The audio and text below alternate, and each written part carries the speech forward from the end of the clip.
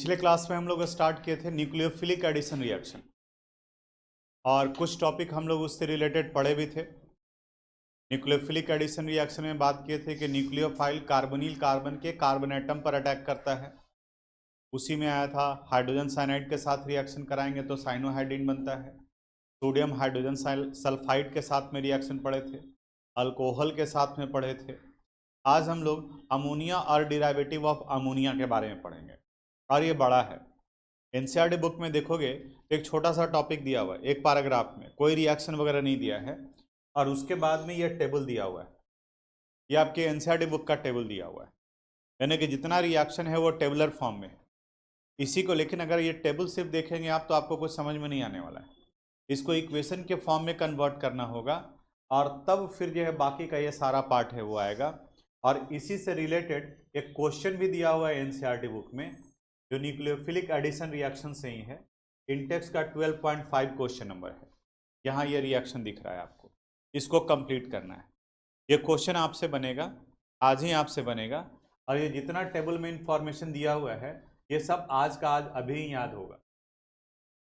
ये सब क्या दिया हुआ है किस तरीके से है जो यही याद होगा। आप 10 मिनट सिर्फ बोर्ड पर ध्यान से देखो क्या बोल रहे हैं, उसके ऊपर में सुनो। जब पूछे आपसे उस वक्त में इंटरैक्ट कीजिए, यह सब आपको याद होगा। कैसे क्या बनेगा पूरा रिएक्शन आप लिख सकते हैं।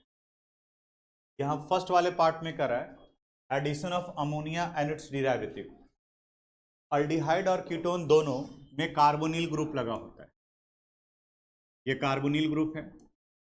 जब इसका रिएक्शन अमोनिया और उसके डिराइवेटिव से कराते हैं, अमोनिया का फार्मूला बताओ NH3। तो डिराइवेटिव किसी का तभी बनेगा जब उससे हाइड्रोजन हटाकर को कोई दूसरा एटम या ग्रुप डालते हैं। तो अमोनिया का फार्मूला जहां हम लोग NH3 लिखते हैं उसी के डिराइवेटिव को NH2Z लिखा जाता है। यानी कि यहां से एक हाइड्रोजन हटाकर उसकी जगह पर कोई दूसरा एटम या ग्रुप डाल दिया गया। जेड कोई भी एटम या ग्रुप होगा, लेकिन रिएक्शन में प्रोडक्ट क्या बनेगा उसको हम लोग NH2Z के फॉर्म में नहीं, उसे हम लोग इस फॉर्म में लिखेंगे ऐसे H2N और यहां पर Z। अब रिएक्शन में कार्बोनिल ग्रुप का O और अमोनिया और उसके डिराइवेटिव का H2 बाहर निकल जाएगा। बताओ तो क्या बन गया H2O और बाकी के रेस्ट पार्ट को जोड़ देना है C डबल बॉन्ड N और ये Z और बाई प्रोडक्ट क्या बन गया H2O। अब किस कंडीशन में Z क्या होगा वो आपको यह टेबल बताता है। ये टेबल ये बता रहा है कि अगर अमोनिया ले रहे हैं, देखो यहाँ अमोनिया है तो Z की जगह पर क्या यूज किया जाएगा H। अगर अमाइन ले रहे हैं तो R यानी अल्काइल ग्रुप। हाइड्रोक्सिल अमाइन है तो OH। हाइड्रोजीन है तो NH2। ये phenyl hydrazine 2,4 dinitrophenyl hydrazine semicarbazide. ये प्रोडक्ट बनेगा आपका जिसमें इमीन है, substituted imine, oxime, hydrazone, phenyl hydrazone, 2,4 dinitrophenyl hydrazone और सेमी कार्बाजोन। ये इतना है, ये सब यहीं का यहीं याद होगा, अभी याद होगा। ठीक है, सिर्फ आपका कंसंट्रेशन यहाँ पे होना चाहिए, सब आप लोग इंटरेक्ट करोगे जब पूछेंगे उस वक्त। अब ये कब होगा जब इसको हम लोग अलग अलग बांट करके पढ़ेंगे। जैसे अभी रिएक्शन दिख रहा होगा आपको एडिशन ऑफ अमोनिया, बिल्कुल एकदम सिंपल से चलते हैं। अमोनिया, आप बताओ अमोनिया का फार्मूला क्या होता है NH3। अमोनिया है एडिशन ऑफ अमोनिया यानी NH3। दिमाग में क्या रखना है कि जो भी कंपाउंड का हम लोग इंटरेक्शन करेंगे उसको इस वाले फॉर्मेट पर लिखेंगे H2NZ, यानी कि H2 आगे में और बाकी का जो रेस्ट पार्ट है वो कहाँ रह जाएगा पीछे में, इसकी जगह पर Z की जगह पर। तो यहाँ अमोनिया है। अब इनका कार्बोनिल ग्रुप से रिएक्शन कराते हैं, अल्डिहाइड हो या कीटोन हो, ये कार्बोनिल ग्रुप। अब इसको H2NZ के फॉर्म में लिख रहे हैं। इसके फॉर्मूला को देखो H2, तो यहाँ क्या लिखा जाएगा H2N, यहाँ बताओ H हो गया ना NH3। और जब आप ये लिख दिए तो बाकी का प्रोडक्ट तो लिखा ही जाएगा। यहाँ से क्या रिमूव कर दोगे O और यहाँ से H2, बाकी के रेस्ट पार्ट को जोड़ दो C double bond N H और यहाँ क्या बन गया, इसे इमीन कहा जाता है। ये इमीन पहले भी आया था जब हम लोग स्टीफन रिएक्शन पढ़े थे, उस वक्त में भी याद करो SnCl2 प्लस HCl के साथ कराए तो पहले इमीन बना था, ये बन गया इमीन। अब कोई भी एल्डिहाइड या कीटोन ले लेते हैं, जैसे अगर CH3CH ये डबल बॉन्ड O है और सपोज इनका रिएक्शन करा दिया गया NH3 के साथ में, आप ऐसे भी लिख सकते हैं डायरेक्ट यहाँ पर भी, क्योंकि अब तो दिमाग में है कि लास्ट में क्या जुड़ा रहेगा NH, तो ऑक्सीजन को हटाएंगे और इसकी जगह पर आ जाएगा ये डबल बॉन्ड NH, ये इमीन बना। दूसरा है अमाइन। अमाइन ऑर्गेनिक केमिस्ट्री का लास्ट चैप्टर है, इस चैप्टर के बाद में भी हम लोग को पढ़ना है। अमाइन कहा जाता है डिराइवेटिव्स ऑफ अमोनिया, यानी अमोनिया के हाइड्रोजन को हटाकर उसकी जगह पर कोई अल्काइल ग्रुप डाल देते हैं, then it result the formation of amine, तब वो अमाइन का फॉर्मेशन करता है। बाकी अमाइन चैप्टर में बात करेंगे, प्राइमरी अमाइन क्या है, सेकेंडरी अमाइन क्या है, टर्सरी अमाइन क्या है। अमाइन को हम लोग सिंपल तरीके से RNH2 लिख सकते हैं, R की जगह पर कोई अल्काइल ग्रुप हो सकता है, CH3NH2 हो सकता है, C2H5NH2 हो सकता है, कुछ। लेकिन रिएक्शन लिखने के लिए हम लोग को कौन सा फॉर्मेट चाहिए, H2NZ। अब यहां पर भी लिखते हैं जनरल इक्वेशन, ये कार्बोनिल ग्रुप है। अब आप बताओ तो RNH2 को कैसे लिखेंगे, H2NR, ये रिएक्ट करेगा, यहां से कौन सा पार्ट रिमूव कर O और यहां से H2। अब यहां देखो C डबल बॉन्ड N और यहां R, इसे स्किप्स बेस कहा जाता है, सब्स्टिट्यूटेड इमीन भी कहते हैं, स्किप्स बेस, और बाई प्रोडक्ट क्या बन गया, H2। अब कोई अल्डिहाइड या कीटोन ले लो, मान लें कि CH3 डबल बॉन्ड O, ये अल्डिहाइड है या कीटोन है, कीटोन, कार्बोनिल ग्रुप के दोनों तरफ में अल्काइल ग्रुप है।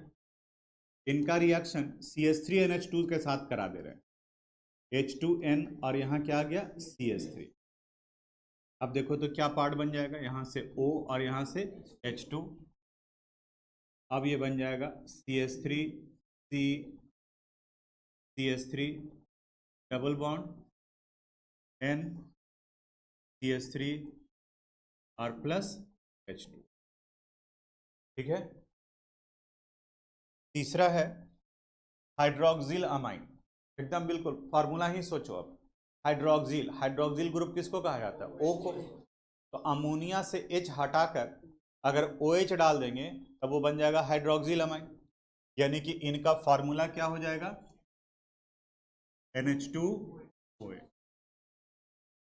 अभी आपको बताया कि कार्बोनिल ग्रुप को अमोनिया और उसके डेरिवेटिव से कराते हैं, तो इसे लिखना है आपको H2NZ के फॉर्म में।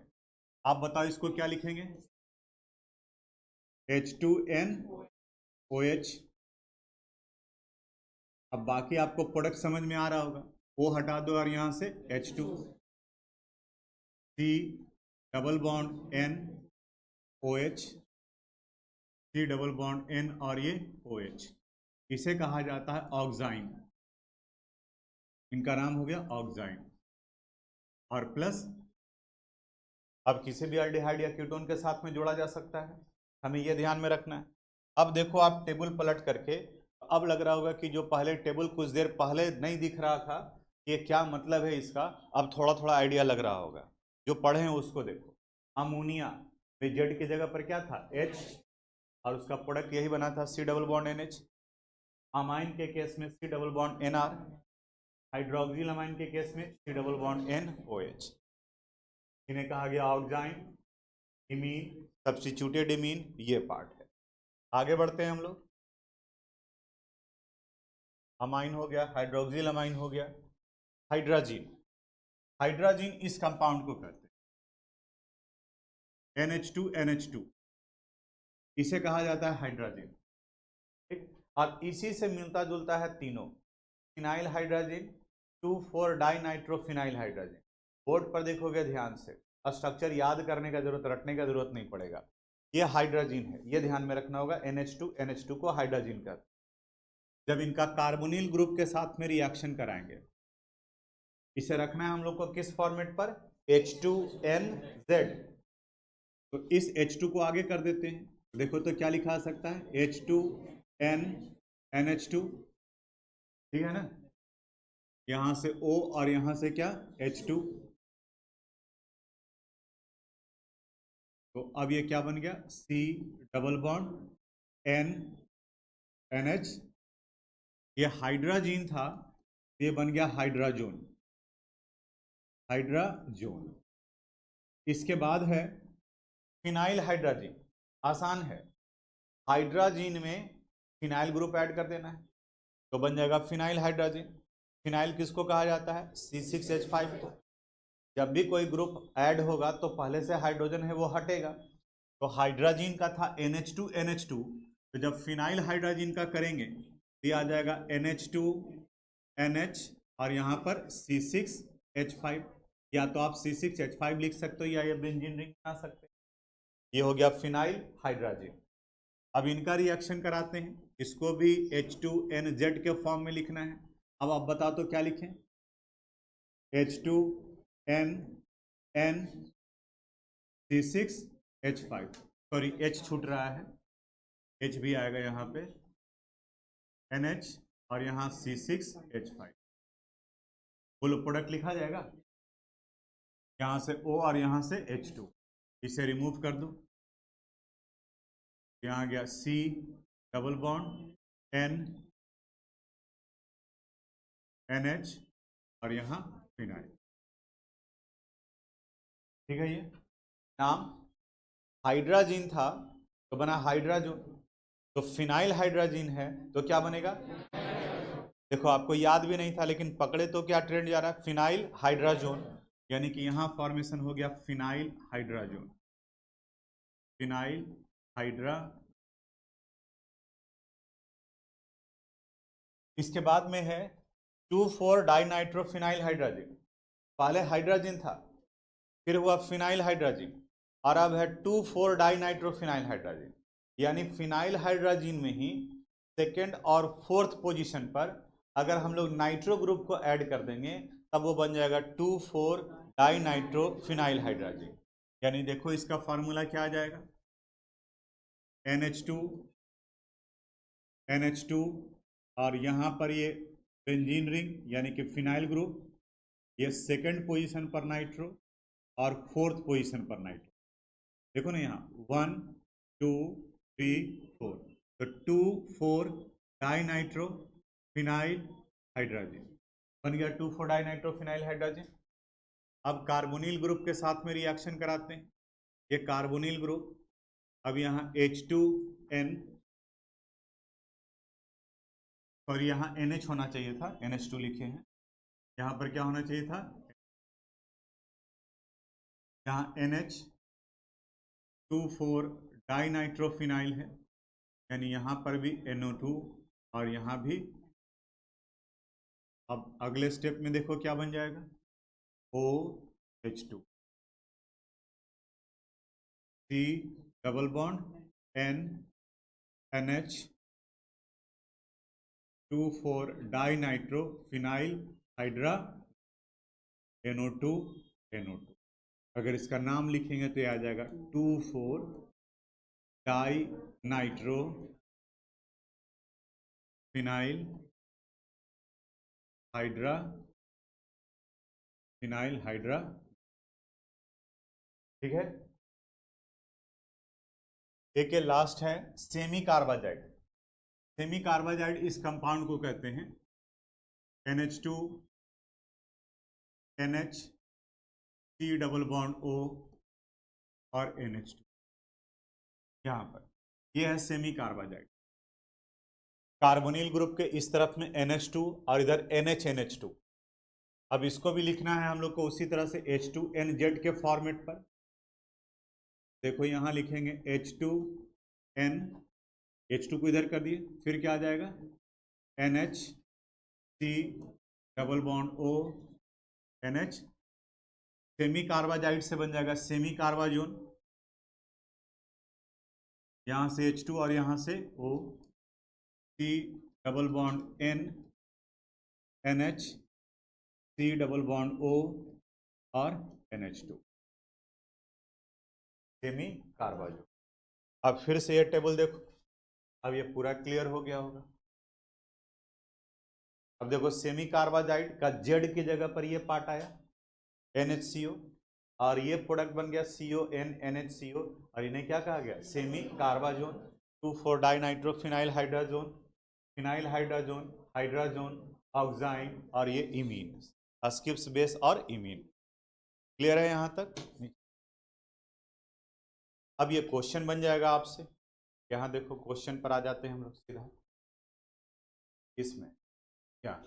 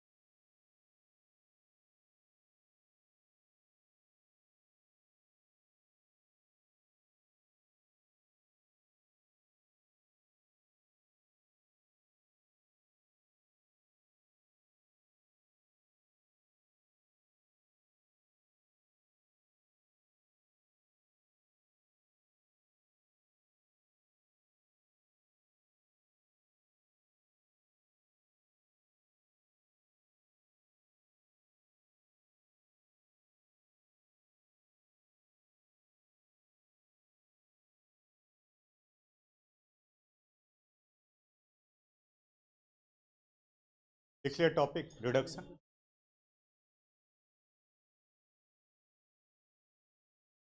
ये रिडक्शन पार्ट हम लोग का पढ़ा हुआ है, ये अल्कोहल के प्रिपरेशन में बोलेंगे, याद आएगा। टॉपिक था preparation of alcohol from carbonyl containing compound.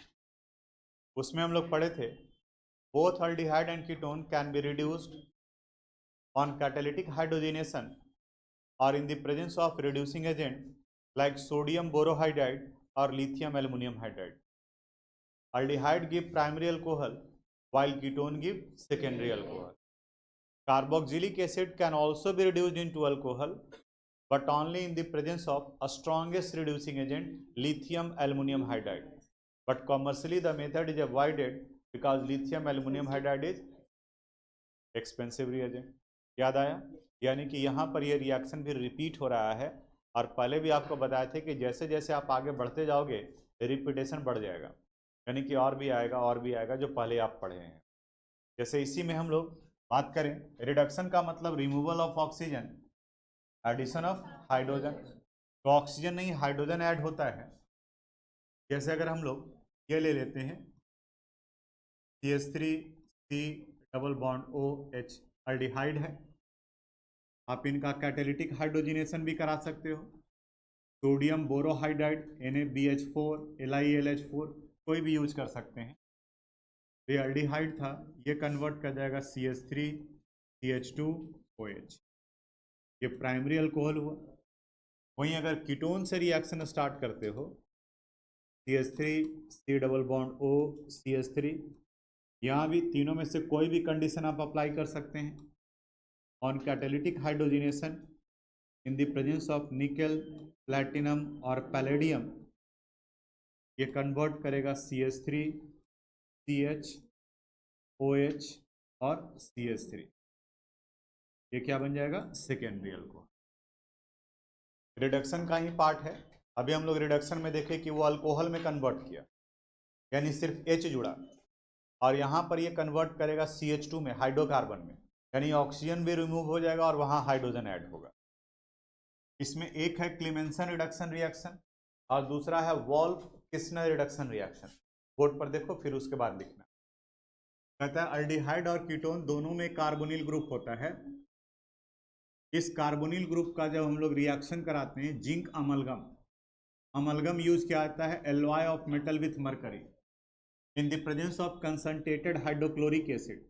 Actually zinc और हाइड्रोक्लोरिक एसिड रिएक्ट कर हाइड्रोजन गैस का फॉर्मेशन करते हैं, और रिएक्शन के समय में जो भी हाइड्रोजन या ऑक्सीजन बनेगा एटॉमिक फॉर्म में होते हैं वो हाईली रिएक्टिव होता है। तो ये इस ऑक्सीजन को हटाकर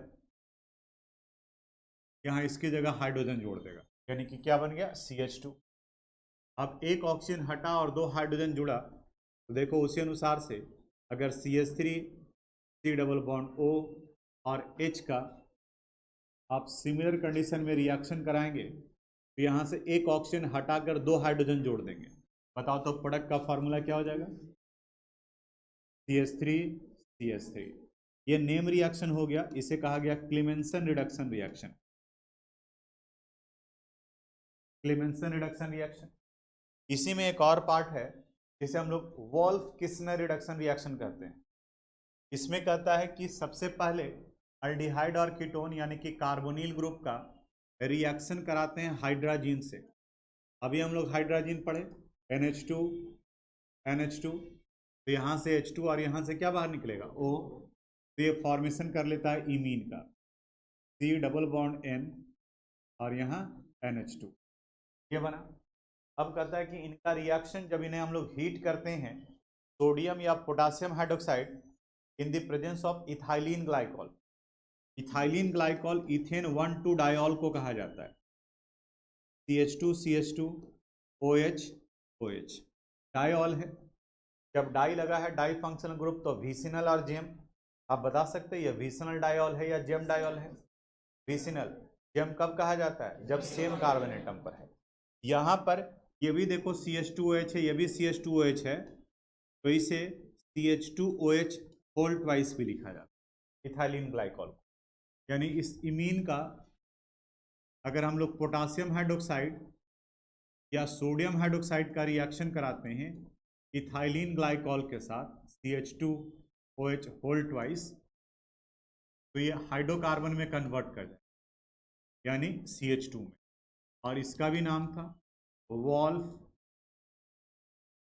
किस्नर KISHNER Wolff Kishner reduction reaction. अब ये 2 स्टेप में है, लेकिन ऑर्गेनिक में हम लोग को कंसेप्ट है, मान लीजिए कि इस बार कीटोन को लेके चलते हैं CH3 C double bond O CH3। तो पहली बार में रिएक्शन किसके साथ? हाइड्रोजन NH2 NH2, और फिर दूसरी बार में सोडियम हाइड्रोक्साइड या potassium hydroxide in the presence of ethylene glycol यानी C2 CH2OH होल ट्वाइस। तो O को हटाकर इसके जगह 2 हाइड्रोजन, क्या बन जाएगा? CH3 CH2 और यानी कि ये प्रोपेन हो जाएगा। ठीक है, देखिए यहाँ देखो ऑक्सीडेशन के बारे में, नेक्स्ट केमिकल प्रॉपर्टीज में। अभी तक जितना रिएक्शन पढ़े हम लोग, न्यूक्लियोफिलिक एडिशन रिएक्शन हो, रिडक्शन रिएक्शन हो, सब में अल्डिहाइड और कीटोन दोनों एक ही तरह का रिएक्शन शो कर रहा था। सिर्फ प्रोडक्ट अनुसार से बदल रहा था कार्बन एटम, यानी अमोनिया से अल्डिहाइड भी रिएक्ट करेगा, कीटोन भी रिएक्ट करेगा। हाइड्रोक्सिल अमाइन से अमोनिया अल्डिहाइड भी रिएक्ट करेगा, कीटोन भी रिएक्ट करेगा। अब जब ये पता चल गया कि कार्बोनिल कंपाउंड है, तब वो अल्डिहाइड है या कीटोन है, ये अगर आइडेंटिफाई करना हो, प्रैक्टिकल से रिलेटेड है, तब वहाँ पर उनके ऑक्सीडेशन प्रॉपर्टीज का इस्तेमाल करते हैं। कहा गया कि अल्डिहाइड इजीली ऑक्सीडाइज हो जाता है, कोई भी ऑक्सीडाइजिंग एजेंट ले लो, CrO3 KMnO4 K2Cr2O7, या फिर mild oxidising agent Tollens reagent और फेलिंग्स रिएजेंट, ये सब ऑक्सीडाइज कर कार्बोक्सिलिक एसिड में कन्वर्ट करेगा। जबकि कीटोन इजीली ऑक्सीडाइज नहीं करता है, they oxidise under vigorous condition. इसका मतलब ये स्ट्रॉन्ग ऑक्सीडाइजिंग एजेंट के प्रेजेंस में एंड एट हाई टेम्परेचर ही ऑक्सीडाइज करेगा, और ऑक्सीडाइज करेगा तो यहाँ कीटोन के केस में बॉन्ड ब्रेक करता है। समझाते हैं, यहाँ देखो इस जगह पर, यानी इस जगह बताया गया कि अगर अल्डिहाइड है CH3 C double bond OH है, तो कोई भी ऑक्सीडाइजिंग एजेंट आप ले लो, ये इजीली ऑक्सीडाइज कर जाएगा कार्बोक्सिलिक एसिड में, यानी CH3 C double bond O और यहाँ ऑक्सीजन ऐड हो गया, addition of oxygen is called oxidation. लेकिन अगर कीटोन हम लोग लेते हैं, जैसे यहाँ ये कंपाउंड है CH3 C double bond O CH2 CH2 और CH3, ध्यान से समझ, इनका जब ऑक्सीडेशन कराएंगे तो 1 2 3 4 5, ओ सॉरी, हाँ ठीक है, पेंटेन 2 ऑन, कीटोन है ये। अब कहता है कि जब इनका ऑक्सीडेशन होता है तो क्लीवेज होता है, बॉन्ड का क्लीवेज होगा। और कहाँ से क्लीवेज होगा? कार्बोनिल ग्रुप और उसके बगल वाले बॉन्ड को। तो यहाँ ये कार्बोनिल ग्रुप है, तो या तो बॉन्ड यहाँ से टूटेगा या फिर कहाँ टूटेगा, इस जगह पर। पहले इस वाले बॉन्ड को देखो, अगर ये बॉन्ड टूटता है यानी फर्स्ट और सेकंड कार्बन के बीच में क्लीवेज होता है C1 एंड C2। तो इधर वाले में देखो तो कितना कार्बन है? एक, तो यहाँ बन गया H C डबल, और दूसरा इधर में कितना कार्बन है? 1 2 3 4, तो यहाँ ये बन जाएगा C3H7 C डबल। दूसरा चांस और कहाँ से क्लीवेज का हो सकता है आप बताओ? C2 एंड C3 के बीच में, C2 एंड C3। तो C2 एंड C3 में तो इधर बताओ कितना कार्बन? तो दो कार्बन है, तो CH3 and C double OH। और इस तरफ कितना कार्बन है? 3, तो यहाँ आ जाएगा CH3 CH2 and C double, यानी एक इथेनोइक एसिड बना और दूसरा प्रोपेनोइक। इस अनुसार से डिफर करता है। इसी में आगे अब हम लोग को पढ़ना है, प्रैक्टिकल से रिलेटेड इंपॉर्टेंट है, टॉलेंस रिएजेंट, फेलिंग्स रिएजेंट, यानी टॉलेंस टेस्ट, फेलिंग टेस्ट और आयोडोफॉर्म टेस्ट, ये आएगा। और फिर अल्डोल कंडेंसेशन और क्रॉस अल्डोल कंडेंसेशन। उम्मीद करते हैं कि thanks for watching this video. अगर आपको कोई प्रॉब्लम है, अगर किस तरह का समझने में कोई दिक्कत है, तो आप मुझे मैसेज कर सकते हैं। हम अपनी तरफ से पूरी कोशिश करेंगे उसे रिप्लाई करने के लिए। अगर आपको ये वीडियो पसंद आया हो तो प्लीज़ इसे लाइक करें, सब्सक्राइब करें एंड शेयर करें। Thank you very much.